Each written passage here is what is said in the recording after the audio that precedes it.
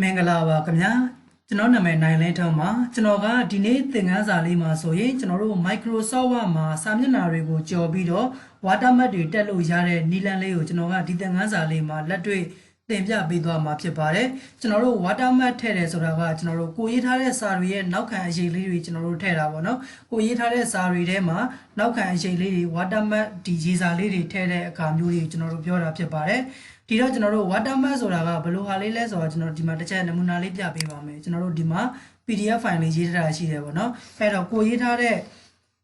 းတဲ့စာတွေထဲမှာကျွန်တော်တို့နောက်ခံရေး WaterMark လေးကျွန်တော်တို့ထည့်တာကိုပြောတာဖြစ်ပါတယ်ဒီမှာဆိုကျွန်တော်တို့ E2B computer ဆိုပြီးတော့စာမျက်နှာတိုင်းမှာကျွန်တော် WaterMark လေးနမူနာအနေနဲ့ထည့်ပေးထားတယ်ပေါ့နော်အဲ့တော့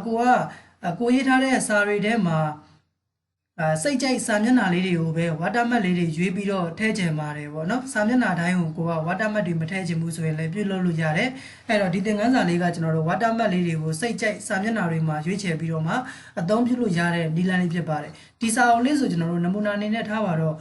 ့ဒီရဲ့ number 1စာမျက်နှာလေးမှာတော့ကျွန်တော်တို့ကနောက်ခံ WaterMark မထည့်ချင်ဘူး number 2နဲ့3နဲ့မှာတော့ထည့်မယ်4နဲ့5နဲ့တော့ကျွန်တော်တို့မထည့်ချင်တော့ပါဘူးပေါ့နော်ဒီလိုပုံစံမျိုးလေးတွေကိုကိုရေးထားတဲ့စာရွက်တွေထဲမှာစိတ်ကြိုက်ကျွန်တော်တို့ရွေးချယ်ပြီးတော့တက်လို့ရမှာဖြစ်ပါတယ်အဲ့တော့ကျွန်တော်တို့က Microsoft Word နဲ့ပြုလုပ်မှာဖြစ်တဲ့အတွက်အရင်ဆုံးအနေနဲ့ကျွန်တော်တို့ Microsoft Word program လေးကျွန်တော်တို့ဖွင့်လိုက်ပါမယ်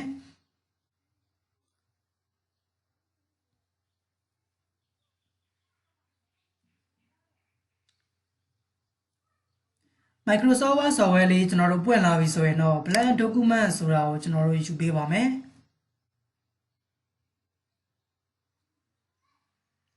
plan document နဲ့ကိုရောက်သွားပြီဆိုရင်ကျွန်တော်တို့ဒီ Microsoft Word ထဲမှာကျွန်တော်ကအခုဟာကနမူနာအနေနဲ့လုပ်ပြပေးမှာဖြစ်တဲ့အတွက်ဘာစာမှရေးမထားဘူးပေါ့နော်တကယ်လို့ကိုယ်တိုင်းကိုယ့်ရဲ့လုပ်ငန်းထဲမှာအသုံးပြုမဲ့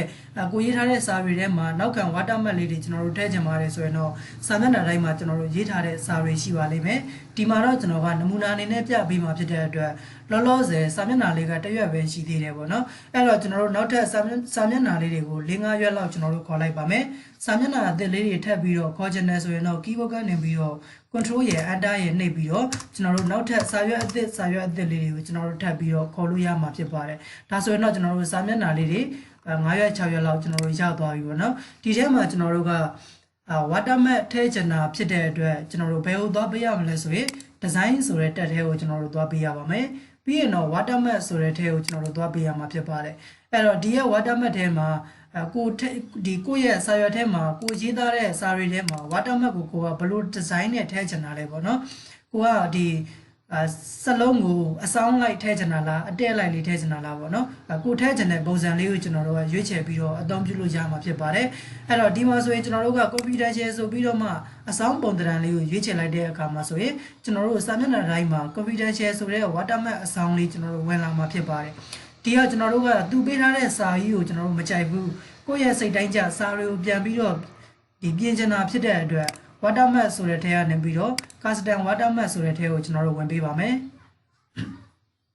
custom WaterMark ဆိုတဲ့ထဲကိုဝင်လိုက်တာနဲ့ဒီမှာသူကသုံးလို့ရတဲ့ feature လေး၃ခုပါတယ်ပေါ့နော် no WaterMark ဆိုတာတော့ WaterMark လုံးဝမထည့်ဘူး picture WaterMark ဆိုရင်တော့ကျွန်တော်တို့ဓာတ်ပုံတွေထည့်မယ်ပေါ့အထူးသဖြင့်ကိုယ့်ရဲ့လုပ်ငန်းနဲ့ပတ်သက်တဲ့ logo ပုံလေးတွေပေါ့နော်ဒီလိုပုံလေးတွေကိုကထည့်ပြီးတော့နောက်ခံအရေးအနေနဲ့ထားချင်တာလားဒါမှမဟုတ်ကျွန်တော်တို့တက် WaterMark စာသားတွေကိုရေးပြီးတော့ထားချင်တာလားပေါ့အခုဒီမှာတော့ကိုယ်စိတ်တိုင်းကျဓာတ်ပုံတွေထည့်ပြီးတော့ထားချင်လည်းထားလို့ရတယ်စာတွေကိုရေးပြီးတော့လည်းထားလို့ရတယ်ဒီမှာကကျွန်တော်ကစာကိုရေးပြီးတော့ပြမှာဖြစ်တဲ့အတွက်တက်ဆိုတဲ့နေရာလေးမှာဒီရဲ့ confidential ဆိုတဲ့စာသားကိုကျွန်တော်တို့မလိုချင်တာဖြစ်တဲ့အတွက်ကျွန်တော်တို့ဒီကိုယ့်ရဲ့လုပ်ငန်းနဲ့ပတ်သက်တဲ့စာလေးကျွန်တော်တို့ထည့်လိုက်မယ်ပေါ့နော် E2B computer training ဆိုပြီးတော့မှကျွန်တော်ဒီမှာစာလေးကိုပြောင်းလိုက်ပါမယ်ဒီစာရွက်ကျွန်တော်တို့စလုံးဖောင်းနေပါတယ်ကျွန်တော်တို့ပြင်ချင်ဖောင်းဆိုတဲ့နေရာလေးမှာဖောင်းဒီဇိုင်းပြင်လို့ရတယ်ဖောင်း site တွေလည်းကျွန်တော်တို့အကြီးအသေးတွေချင်းလို့ရမှာဖြစ်ပါတယ်ကာလာဆိုတဲ့နေရာလေးမှာလည်းကျွန်တော်တို့ကိုယ်စိတ်တိုင်းကျကာလာလေးကိုရွေးချယ်လို့ရမှာဖြစ်ပါတယ်ကျွန်တော်ကတော့ဒီမှာနမူနာအနေနဲ့တိတာထင်ရှားအောင်အနီရောင်လေးပေးလိုက်မယ်နော်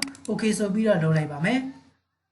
okay လုပ်လိုက်တာနဲ့ကျွန်တော်တို့အခုလက်ရှိစာမျက်နှာတိုင်းမှာသူက WaterMark တွေကျွန်တော်တို့ဝင်နေတယ်အဲ့တော့ကိုကစာမျက်နှာတိုင်းမှာ WaterMark တွေလိုချင်တာမဟုတ်ဘူးကိုယ်စိတ်တိုင်းကျစာရွက်လေးတွေကိုပဲ WaterMark လေးတွေ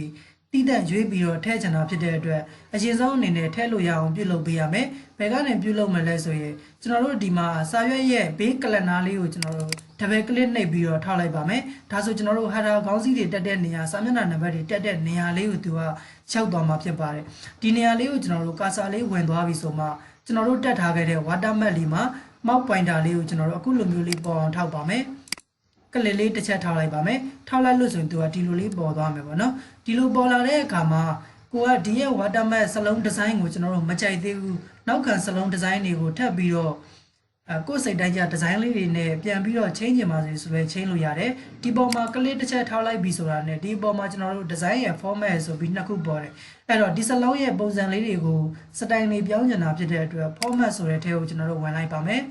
format ဆိုတဲ့ထဲကိုဝင်လိုက်လို့ဆိုရင်ကျွန်တော်တို့ဒီမှာကိုထဲချင်တဲ့ WaterMark စလုံးကိုဘယ်လိုပုံစံနဲ့ထည့်ချင်တာလဲကျွန်တော်တို့ဒီမှာထည့်လို့ရတဲ့ဒီဇိုင်းပုံစံလေးတွေကျွန်တော်တို့အများကြီးပဲရှိပါတယ်ဒီထဲမှာကျွန်တော်တို့နှိပ်လိုက်လို့ဆိုရင်အများကြီးပဲရှိရပါတော့အဲ့တော့ကိုကဘယ်ပုံစံလေးကိုကျွန်တော်တို့ရွေးချယ်ပြီးတော့အသုံးပြုချင်တာလဲကျွန်တော်တို့ရွေးချယ်အသုံးပြုလို့ရတယ်အခုလောလောဆယ်ဒီပုံစံလေးကျွန်တော်သဘောကျတဲ့အတွက်ဒါလေးကိုကျွန်တော်တို့ကလစ်တစ်ချက်နှိပ်လိုက်ရင် WaterMark ပုံစံလေးကဒီလိုပုံစံလေးကြာလာတယ်သူ့မှာပါတဲ့ color အရောင်တွေဘာတွေမကြိုက်သေးဘူးဆိုလဲကျွန်တော်တို့ shape fill တွေမှာပြန်ပြီးတော့မှပြောင်းလဲလို့ရတယ် 3D effect တွေမှာပြန်ပြီးတော့အသေးစိတ်လိုက်ပြီးတော့ change လို့ရတယ်ဒီမှာတော့ကိုကလိုအပ်ရင် change ပေါ့နော်အခုဒီမှာတော့ကျွန်တော်ကပြုလုပ်မပြပေးတော့ဘူး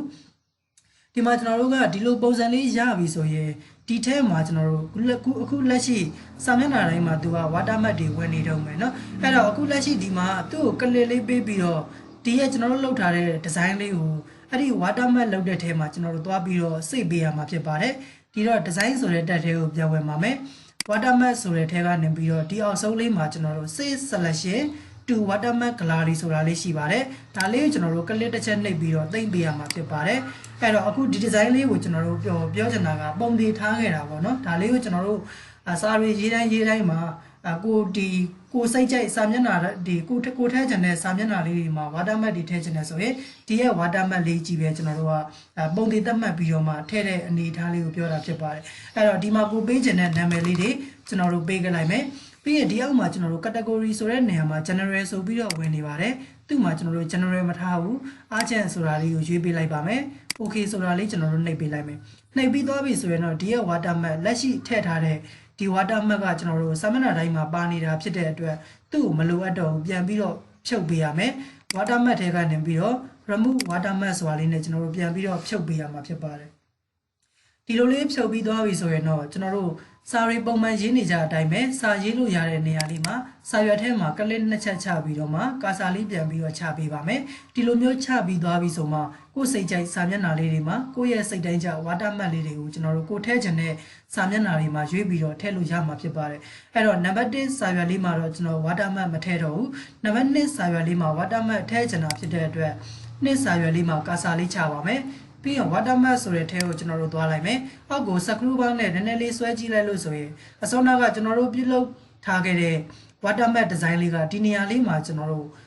့ဝင်နေမှာဖြစ်ပါတယ်။အဲ့တော့သူ့ကိုကျွန်တော်တို့ကကလစ်တစ်ချက်နှိပ်လိုက်လို့ဆိုရင်စာရွက်တိုင်းမှာကျွန်တော်တို့ဒီရဲ့ WaterMark ပုံစံကဝင်သွားမှာဖြစ်ပါတယ်။ကျွန်တော်တို့ကစာမျက်နှာတိုင်းမှာဝင်ချင်တာမဟုတ်ဘူး။ကိုယ်အသုံးပြုချင်တဲ့စာရွက်လေးတွေမှာပဲရွေးပြီးတော့ထည့်ချင်တာဖြစ်တဲ့အတွက်control Z ပြန်ခေါ်လိုက်ပါမယ်ကိုထည့်ချင်တဲ့စာရွက်လေးမှာကျွန်တော်တို့ကာစာလေးချထားပါမယ်ပြီးရင်ကျွန်တော်တို့ WaterMark ထဲကနေပြီးတော့အစောနာကဒီဇိုင်းလေးပေါ်မှာ right click နှိပ်ပါမယ်ပြီးရင်တော့ insert current document position ဆိုတာလေးကိုကျွန်တော်တို့တစ်ချက်နှိပ်ပြီးတော့ WaterMark လေးကိုထည့်လိုက်မှာဖြစ်ပါတယ်ဒီလိုမျိုးလေးထည့်လိုက်ပြီးဆိုမှပဲကျွန်တော်တို့ဒီမှာဆိုရင်နံပါတ်1စာမျက်နှာမှာကျွန်တော်တို့ WaterMark မရှိဘူးနံပါတ်2စာမျက်နှာမှာကျွန်တော်တို့ WaterMark လေးရှိတယ်နံပါတ်3မှာလည်းမရှိဘူးအဲ့တော့3နဲ့4မှာလည်းကိုက WaterMark ပုံစံလေးထပ်ပြီးတော့မထည့်ချင်ဘူးနံပါတ်5စာရွက်မှာထပ်ပြီးတော့ WaterMark လေးထည့်ချင်တယ်ဆိုရင်နံပါတ်5စာရွက်လေးမှာကာစာလေးပြန်ပြီးတော့ချပါမယ် WaterMark ထဲကိုသွားပါမယ်အစောနောက်ကပြုလုပ်ခဲ့တဲ့ design လေးပုံမှာပဲ right click နှိပ်ပြီးတော့မှ insert current document position ဆိုတာလေးကိုကျွန်တော်တို့နှိပ်ပြီးတော့မှကျွန်တော်တို့ဒီနီလန်လေးကိုအသုံးပြုပြီးတော့ကျွန်တော်တို့ WaterMark တွေကို Microsoft Word ထဲမှာစိတ်ကြိုက်စာမျက်နှာတွေရွေးချယ်ပြီးတော့မှတက်ပြီးတော့အသုံးပြုလို့ရသွားမှာဖြစ်ပါတယ်ကျွန်တော်တို့ဒါဆိုဒီသင်ခန်းစာလေးကိုကျွန်တော်တို့နားလည်လောက်မယ်လို့ထင်တယ်เนาะဒီသင်ခန်းစာလေးကအားလုံးအတွက်လည်းကျွန်တော်တို့အကျိုးရှိမယ်လက်တွေ့လုပ်ငန်းခွင်မှာလည်းကျွန်တော်တို့အသုံးပြုမဲ့သင်ခန်းစာလေးဖြစ်ပါတယ်ဒါလေးကိုကျွန်တော်တို့ကိုယ်တိုင်ပြန်ပြီးတော့လက်တွေ့ပြုလုပ်ကြည့်ပေးပါအကယ်၍ကိုယ်တိုင်ပြုလုပ်တဲ့အခါမှာ ကိုယ်တိုင်လေ့ကျင့်ကြည့်တဲ့အခါမှာကျွန်တော်တို့မရတဲ့နေရာလေးတွေရှိတယ်ကျွန်တော်သင်ပေးတာမြန်သွားတဲ့နေရာလေးတွေရှိတယ်ဆိုရင်လည်းကျွန်တော်လာပြီးတော့မေးမြန်းလို့ရတယ်အကယ်၍ကိုယ်တိုင်ပြုလုပ်တတ်သွားပြီကိုယ်တိုင်စာမျက်နှာတွေကိုကြော်ပြီးတော့ WaterMark လေးတွေကိုတက်သွားပါပြီဆိုရင်တော့ဒီသင်ခန်းစာရဲ့ comment လေးမှာ DO1D ထမ်းဆိုပြီးတော့ရေးခဲ့ပေးပါဦးခင်ဗျာဒါမှကျွန်တော်သင်တဲ့သင်ခန်းစာတွေကိုဘယ်သူကတော့အမှန်တကယ်လိုက်ပြီးတော့လေ့ကျင့်နေပါတယ်ဘယ်သူကတော့အမှန်တကယ်လိုက်ပြီးတော့ပြုလုပ်ပေးနေပါတယ်ဆိုတာလေးတွေကိုကျွန်တော်လည်းသိရအောင်လို့ပါအခုဒါဆိုရင်တော့ကျွန်တော်ဒီသင်ခန်းစာလေးကိုဒီမှာပဲရှင်းထားလိုက်ပါမယ်အားလုံးအဆင်ပြေကြပါစေခင်ဗျာ